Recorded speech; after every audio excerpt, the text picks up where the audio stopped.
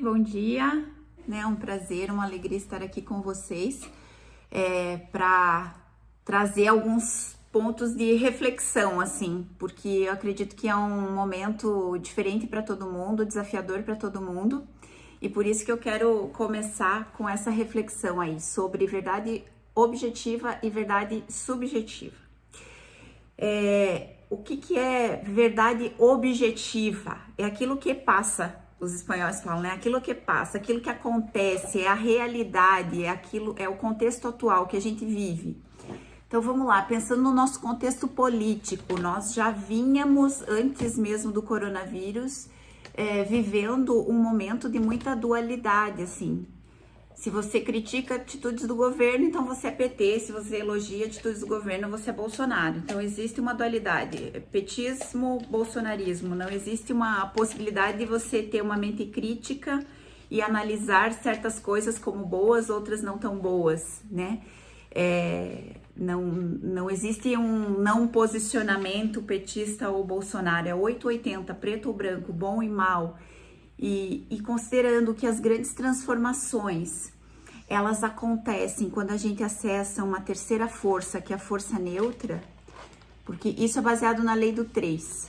Tudo que existe é formado por duas forças opostas e uma neutra. Se tiver algum professor de física, química aí vai me ajudar. Então, tudo que existe, prótons, elétrons e nêutrons, que é a base de toda a forma física, baseado nessa lei do 3. Nas tradições religiosas, é muito presente a lei do 3, Pai, Filho, Espírito Santo. No nosso dia a dia, homem, mulher e criança, passado, futuro e presente.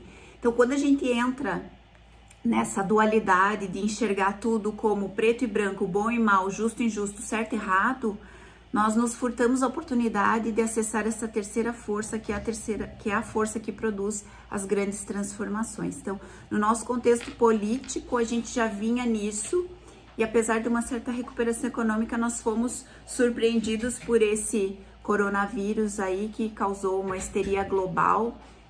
Eu até ousaria dizer que ocidental, porque no Oriente a gente não escuta muito dizer que ficaram trancafiados dentro de casa, né? Então, enfim, no contexto educacional, o que nós temos? Eu trabalho nessa empresa americana, a Awareness Traction, e eu trabalho com pessoas do mundo inteiro. E o que eu observo? Eu tive a oportunidade no ano passado de trabalhar em Portugal e visitei algumas escolas porque eu tenho muito interesse em trabalhar com as pessoas que cuidam das crianças, que direcionam as crianças. Eu acho que essa forma eu vou contribuir mais com o mundo, assim. E eu visitei essas escolas, eu percebi que o nosso currículo aqui no Brasil, ele é muito acelerado, sabe? Na Alemanha mesmo, eu tô em contato direto com uma alemã e nós tivemos a oportunidade aqui no colégio das meninas de ter intercambistas alemães, e o currículo deles é basicamente leitura, ou a língua mãe, inglês, ciências e matemática. Toda outra parte curricular eles escolhem de acordo com a sua preferência, com a sua habilidade, com a sua vocação. E aqui no Brasil não, nós temos um currículo imenso, que eu sei que vocês, enquanto professores, não têm gerência sobre isso, mas o que eu percebo? Que mesmo antes do coronavírus, nós já vínhamos com professores muito estressados. E quando colocaram todas as crianças em casa, todas as pessoas em casa, a escola se sentiu muito responsável por ocupar essa criança, que os pais não querem que fique à toa em casa. E esquecem muitas vezes que o ócio também é criativo. O Domênico De Masi escreveu isso há muitos anos atrás. Eu não sei se vocês percebem, mas eu percebo muito em mim que as melhores ideias, os melhores insights, possibilidades, oportunidades, elas surgem quando eu tô com a minha cabeça vazia, com a mente descansada. Então, as escolas se sentiram preocupadas e responsabilizadas por isso, os professores que também estão na mesma condição que todos nós pais, trabalhando em casa, com os filhos em casa, muitas vezes não tem condições satisfatórias de trabalho, ou porque a conexão não é boa, ou porque o equipamento não é bom, ou porque não tem os recursos, e também porque não foram treinados para atuar nessa plataforma digital, né? E aí nós temos essa verdade objetiva que é A escola não pode parar e ainda mais escolas particulares são um negócio, então elas precisam gerar lucro, senão a empresa fecha, a escola particular fecha, mas as escolas estaduais também passam muito por isso, né, que se sentem compelidas a manter esse repasse desse currículo, e o docente que deixou de ensinar presencialmente, como ele sabe muito bem fazer, para lecionar exclusivamente de forma digital, sem ter tido a oportunidade, sem ter sido preparado para isso, sem ter tido tempo de refletir o que a gente pode tirar e o que a gente precisa manter nessa grade curricular. Até eu falava com a Leide quando a gente fez a nossa primeira conversa, né? Para fazer essa transposição de um século para outro, a gente precisa de grandes marcos, né? Da outra vez foi a Revolução Industrial, que veio por conta da Segunda Guerra, e agora nós tivemos essa revolução aí, por conta do coronavírus, que jogou todo mundo para o meio digital e nos lançou a uma nova forma de trabalhar, uma nova forma de viver, uma nova forma de aprender. Então, nossa realidade objetiva, nossa verdade objetiva é essa. E além disso, no meio de tudo isso, nós tivemos nuvem de gafanhoto e ciclone bomba, para colaborar ainda mais, né? A verdade subjetiva é o que me passa, como eu vivo o que está acontecendo, como eu sinto o que está acontecendo. E isso é diferente para cada pessoa. E o que eu tenho percebido é que a maioria das pessoas tem vivenciado medo e estresse. E esse medo está no inconsciente coletivo. Por quê? Porque o coronavírus fez com que a maioria das pessoas acessasse memórias de vivências infantis, onde a gente se sentia impotente, frágil, vulnerável, que não podia se defender, tá? Não é um assunto que nós vamos entrar, mas é algo para a gente refletir. Todo medo é infantil. Tá? O que é importante aqui na nossa verdade subjetiva é que a gente possa colocar palavras nisso que nós estamos sentindo e experienciando, porque a palavra organiza a psique. Lacan já dizia isso. Então, esse é o primeiro movimento que nós, professores, precisamos fazer para ajudar os nossos alunos, colocar palavras naquilo que eles estão sentindo, porque os nossos alunos estão sentindo falta dos amigos, falta do grupo, do movimento, das atividades esportivas, da roda de conversa, das atividades práticas, da viagem de estudo. Eles estão achando um saco ficar 4 horas parados na frente do computador, ouvindo, muitas vezes sem poder interagir. Eu não sei como é que é a questão da sala de aula de vocês, mas o que eu vejo nas minhas filhas é que às vezes o professor fecha o chat, fecha o microfone, e eles, mesmo que tenham perguntas, dúvidas, às vezes não conseguem. Eu entendo que o professor faz isso para, muitas vezes, manter uma certa ordem, um silêncio necessário para que ele possa repassar o conteúdo, mas eles estão vivenciando isso de uma outra forma, né? Outras vezes eles não abrem a câmera e aí o professor sente o que? Ligou, mas não tá na frente do computador. Por exemplo, agora eu tô vendo poucas carinhas aqui também. E o que o professor sente? Eu tô falando pro computador, eu tô falando para as paredes. Mas, às vezes, o aluno não abre a câmera, por quê? Porque ele se sente desconfortável, porque ele ainda tá de pijama, porque ele tá descabelado, ou porque ele tá com vergonha do lugar onde ele está, né? Por exemplo, um menino tá fazendo aula no quarto da Amana, que é rosa, e o computador tá lá. Esse foi um exemplo que eu ouvi esses dias. Então, nós, professores, podemos nomear, dar palavras, descrever o que realmente está acontecendo no mundo interno dessa criança ou desse adolescente. Isso serve para a gente fazer, principalmente com os nossos filhos também. Porque quando você consegue dar um nome para aquilo que ele está sentindo, ele vai se sentir sentido. Ele vai ver que você está conseguindo captar a sensação dele e isso vai gerar mais engajamento, tá? Mas claro que para que a gente possa apoiá-los nesse processo, nós precisamos identificar e nomear o que passa no nosso mundo interno, no meu mundo interno, enquanto professor, enquanto pai, enquanto mãe. E isso é muito difícil porque nós não fomos ensinados a isso. Muito pelo contrário, quando a gente era criança e chorava porque estava sentindo desconforto, dor, tristeza, tédio, o que os nossos pais faziam? fica quieto, para de chorar, ou vou te dar motivo para chorar.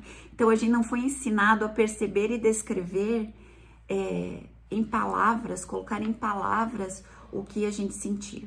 Então o primeiro exercício que eu vou deixar para vocês fazer nessa semana, nesses dias aí subsequentes a essa nossa conversa, é observar o que vocês sentem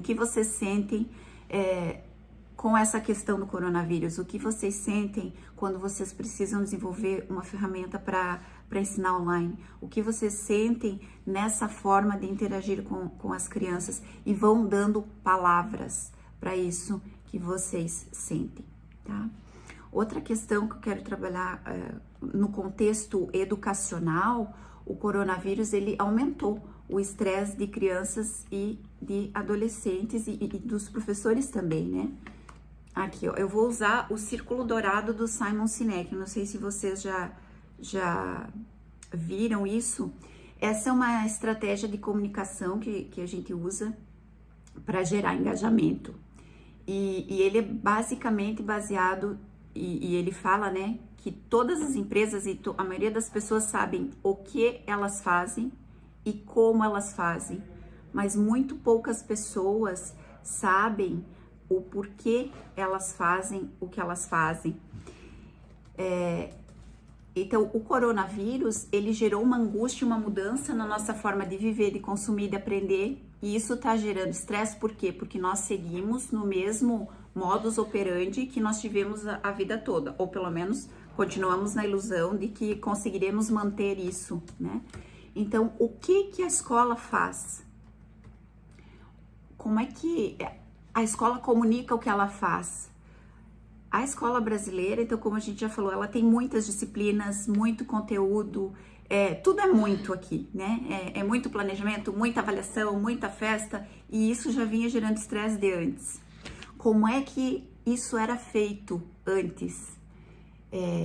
Todos iam para a escola e nós seguíamos com materiais palpáveis, experiências e tudo mais. E isso agora não é mais uma verdade.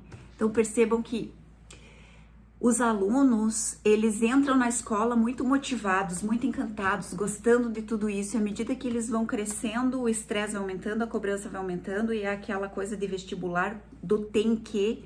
E a maioria, não sei como é que é a experiência de vocês, mas a maioria chega no final do ensino médio pensando que bom que isso está terminando, ou que bom que eu tô saindo daqui. E do lado dos professores, o que a gente vê é cada vez menos autonomia, né?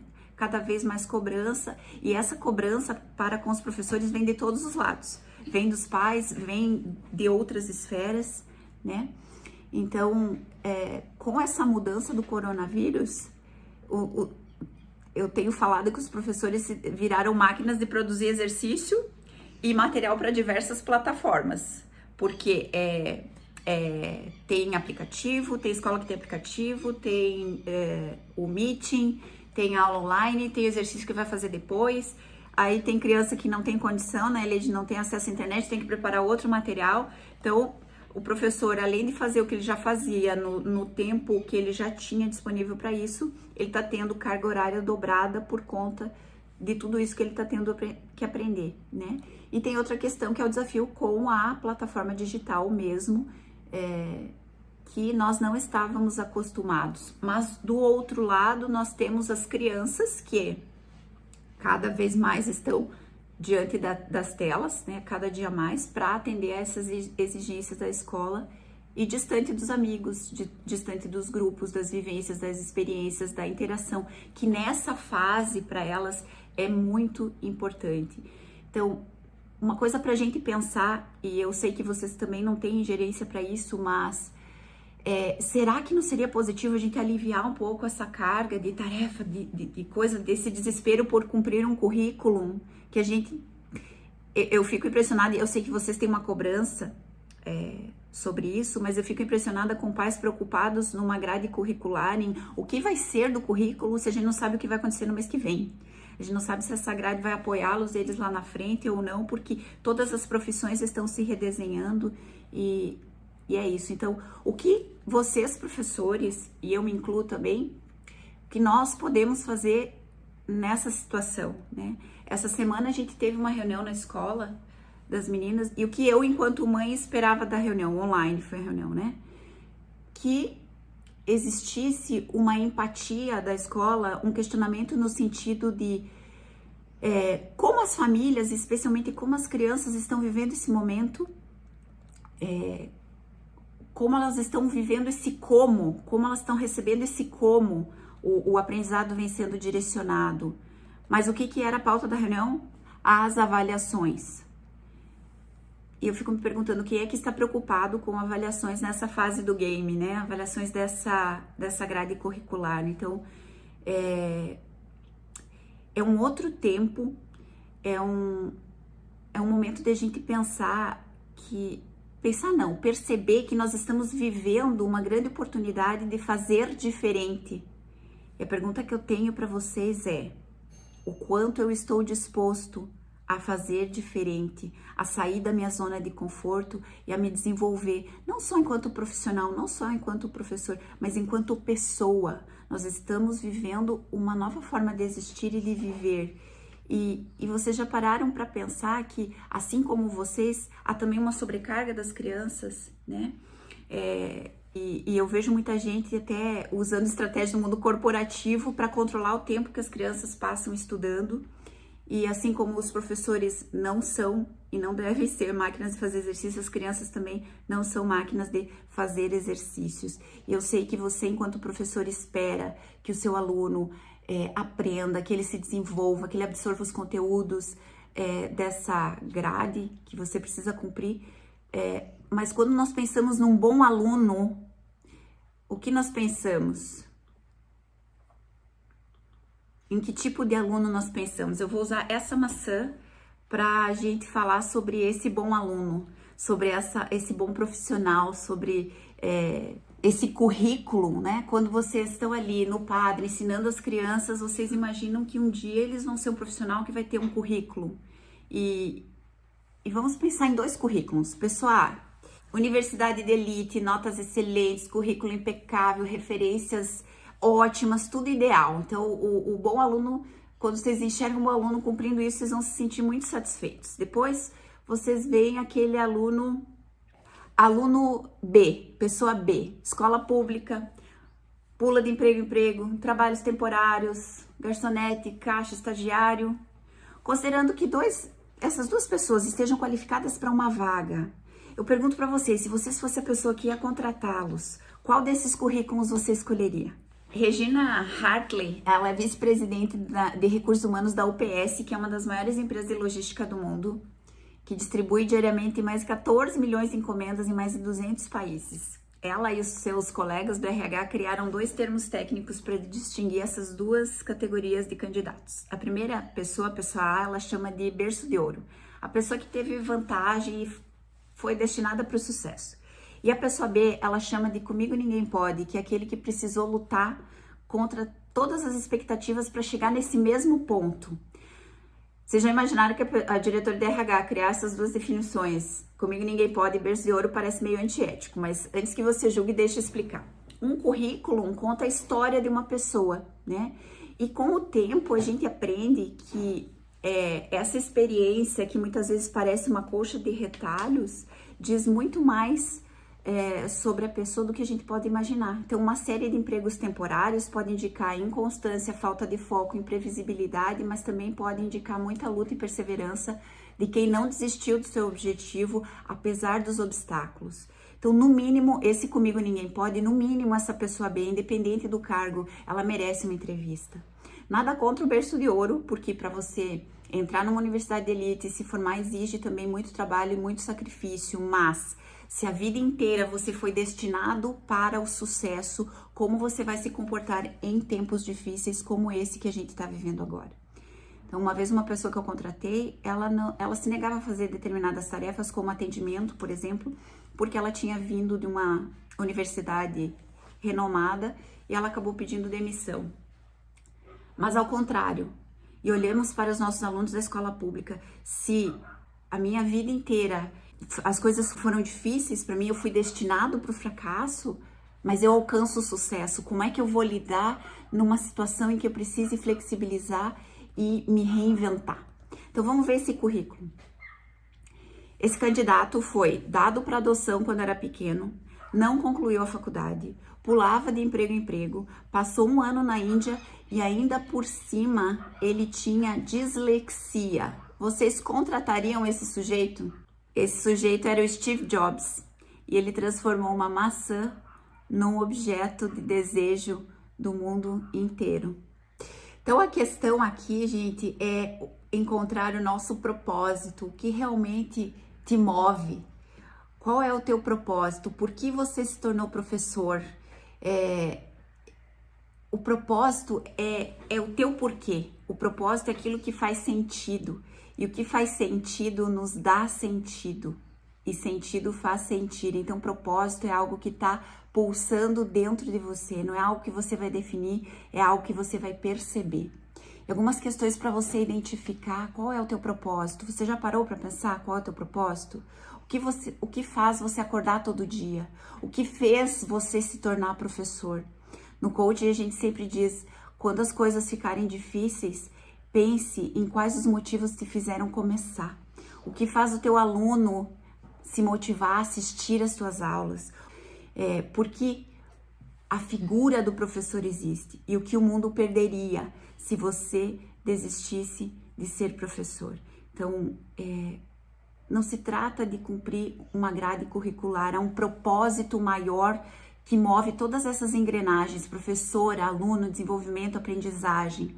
No meu caso, o meu propósito é despertar as pessoas para suas melhores capacidades, mesmo que para isso a gente precise desafiar o status quo.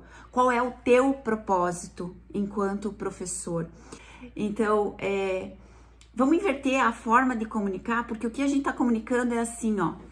O que nós temos para entregar, as tarefas para as crianças, como nós estamos fazendo a partir de uma base digital que nós não temos habilidade e nós não estamos comunicando o porquê nós estamos fazendo isso.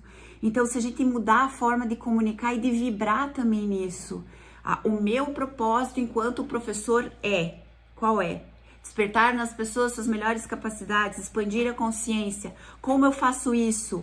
Não é simplesmente transferir conhecimento nem dar resposta, mas sim fazer melhores perguntas, gerar reflexões, plantar uma semente de novas possibilidades para que eles próprios possam criar novos caminhos. Então, o que eu vejo do propósito do professor é abrir portas, viver o que ensina, pensar no que significa aprender e como que é possível potencializar o que os alunos aprendem,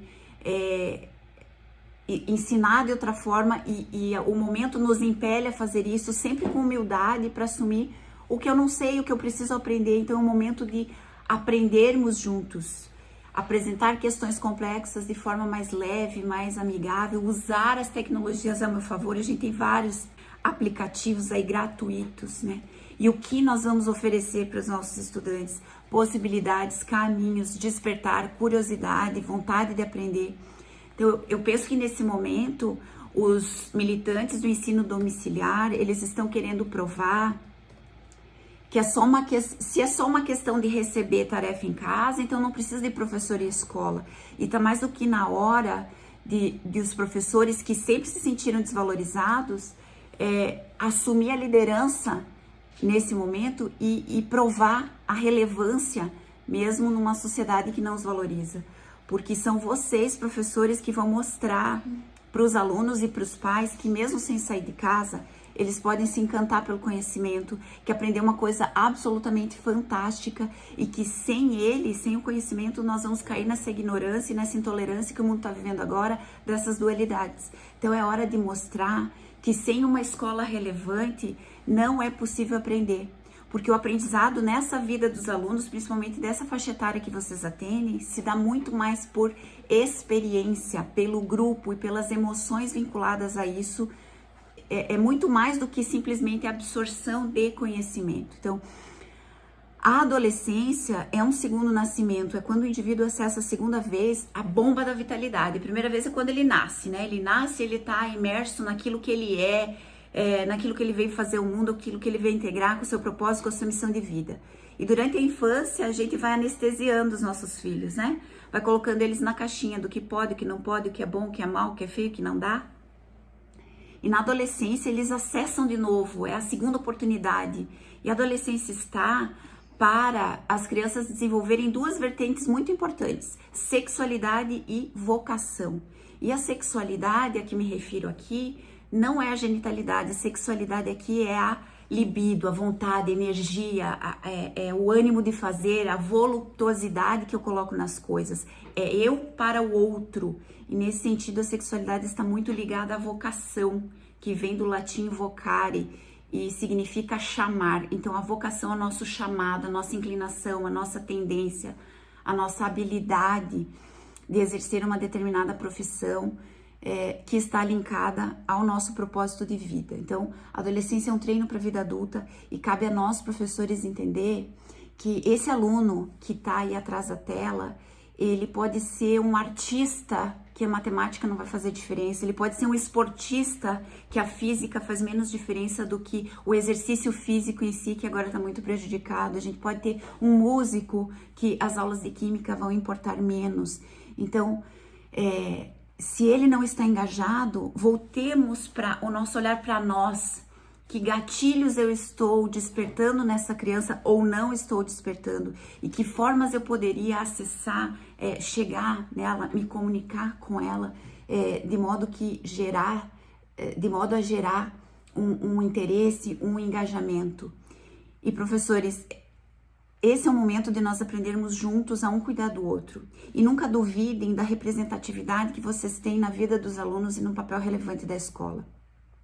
Acho que é um momento da gente frear um pouco a ansiedade, e mais do que currículo, nós vamos aprender com a vida neste momento.